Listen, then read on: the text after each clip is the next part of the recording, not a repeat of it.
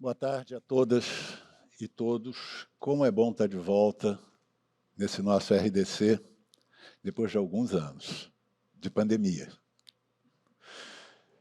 Vamos falar um pouquinho sobre políticas públicas de descarbonização dos transportes no Brasil, mas eu preciso levantar voo um pouquinho e falar um pouco desse landscape, desse entorno. Essa figura vem de um artigo que eu publiquei semana passada numa revista que cobre a descarbonização de transportes em termos globais, não unicamente no Brasil.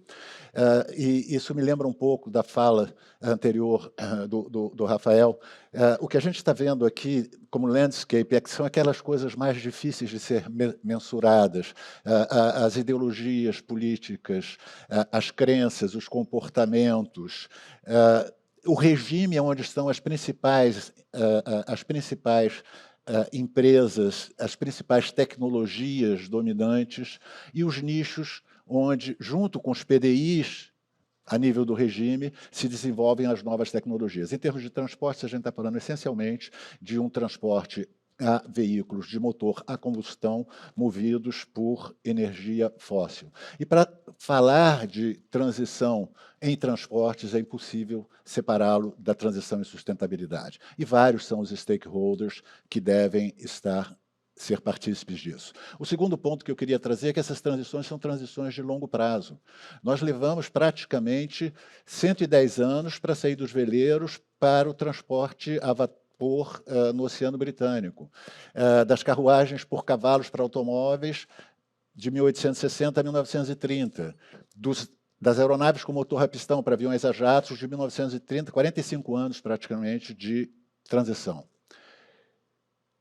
Já foi falado aqui, e nossa colega da Catavento trouxe o fato de nós termos uma energia muito mais limpa no Brasil, comparado com o resto do mundo.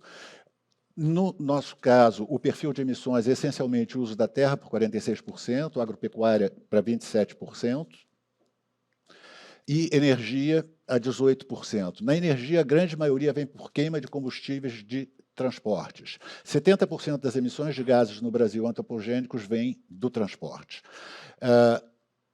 Saímos de uma matriz mais limpa, mas nosso consumo está aumentando. Então, nós não estamos confortáveis com isso. E a nossa trajetória nos últimos 10 anos é de aumento, e há um custo em não fazer nada. Mudanças climáticas, mudanças bruscas, e o setor de seguros, por exemplo, já percebeu isso perfeitamente.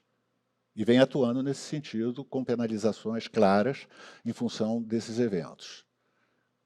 Eu esqueci de dizer que eu admirei muito meus dois predecessores que falaram sem cola. Eu preciso de uma cola para falar o tempo inteiro. E todo um conjunto de stakeholders é necessário para evitar a transição, em particular o setor público e as maiores empresas, líderes do setor energético e de transportes. Isso ficou muito claro na fala dos nossos antecessores. Políticas públicas de transportes no Brasil.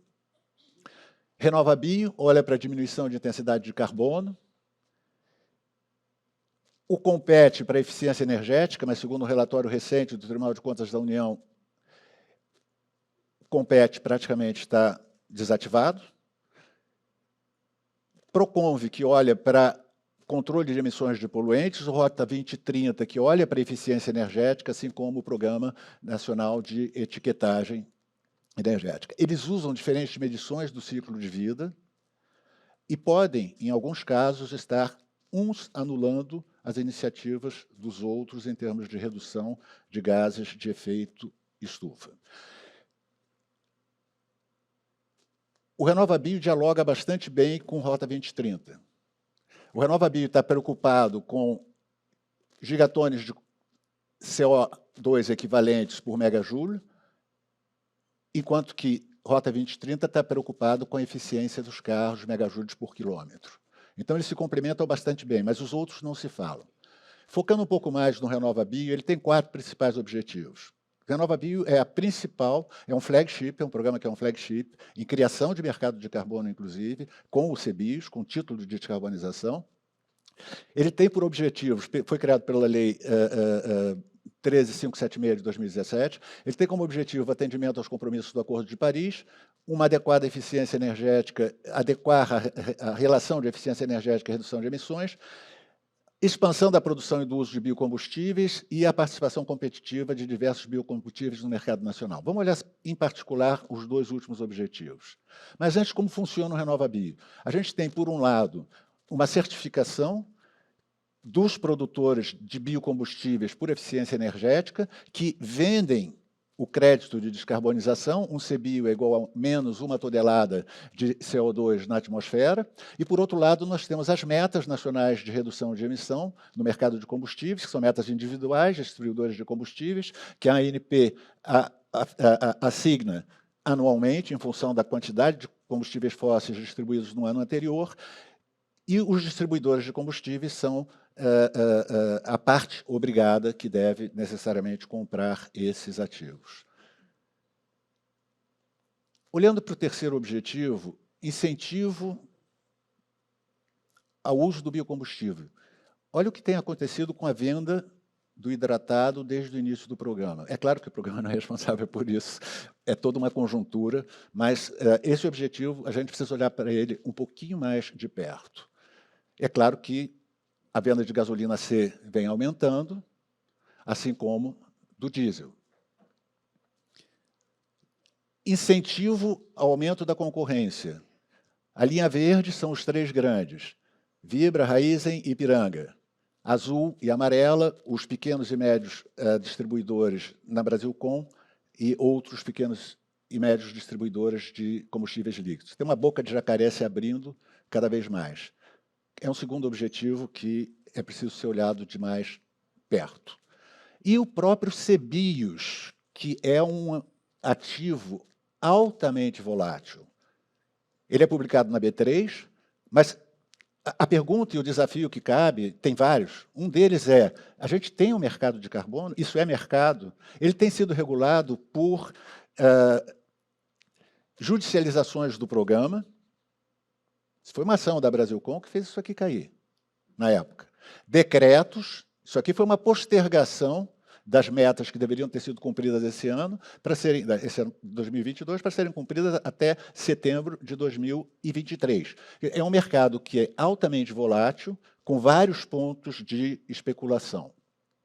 Então, o que nos queda como desafio e um pouco de direcionamento nessa reflexão? O que vai ser o futuro do RenovaBio, que, mais uma vez, é um programa flagship, é um programa exemplar em termos de criação de mercado de carbono, que deve ser preservado e incentivado, mas que também não adianta a gente tapar o sol com a peneira e fingir que tudo vai muito bem no melhor dos mundos, porque não é o caso. E se a gente olhar a possibilidade, que me parece improvável, de que ele se mantenha como uma iniciativa independente, ele precisaria, no mínimo, incluir outras partes obrigadas para a aposentadoria dos CBIOS, para evitar esses movimentos de ida e volta de judicialização permanente, tendo unicamente os distribuidores como parte obrigada. E incentivar e fomentar a inovação tecnológica. Hoje, somente eu vou ter o biodiesel, que vem de origem animal, essencialmente da soja, um pouco menos do milho e de origem animal, e o próprio etanol como possíveis fontes de emissão de CBIOS. O que acontece com o coprocessado?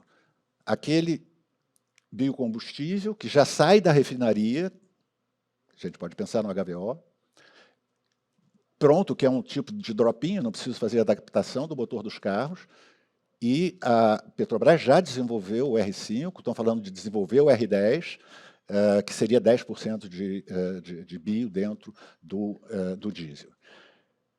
Restam esses desafios se continua sozinha, mas mais possivelmente ela vai chegar a ser encapsulada dentro de outras iniciativas. O ministro de Minas e Energia já falou que está encaminhando para o Congresso o programa de combustível do futuro, que traz dentro, ao menos no que foi a proposta do Barros no projeto de lei, que já traz dentro da sua proposta o uso do HVO dentro do próprio, como emissor de CBIOS, e relançar a ideia do mercado brasileiro de redução de emissões. E aí os desafios são muito maiores, articulação entre múltiplas instâncias, federal, estadual, municipal. O governo municipal tem um papel muito grande nesse processo. Haja visto aí os ônibus elétricos em São Paulo, Bauru, Volta Redonda, Brasília, que já estão circulando, já é uma realidade, são tecnologias que existem e que a gente pode caminhar em relação a ela.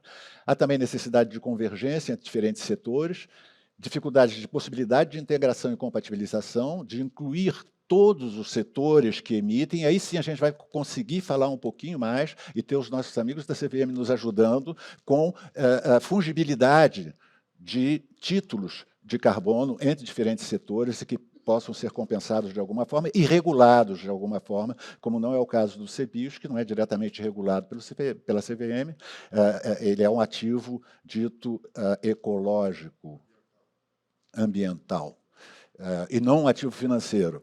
Vá lá entender, fica como um desafio, fica como provocação para o debate. E, finalmente, duas últimos slides. As transições são de longo prazo, mas elas aceleram. Isso aí é uma imagem da Quinta Avenida na Páscoa de 1903. Cadê alguma carruagem de tração mecânica? Tem uma, eu botei um vermelhinho em volta dela. 10 anos depois, 1913, onde está a tração animal? 10 anos. Agradeço. Muito obrigado.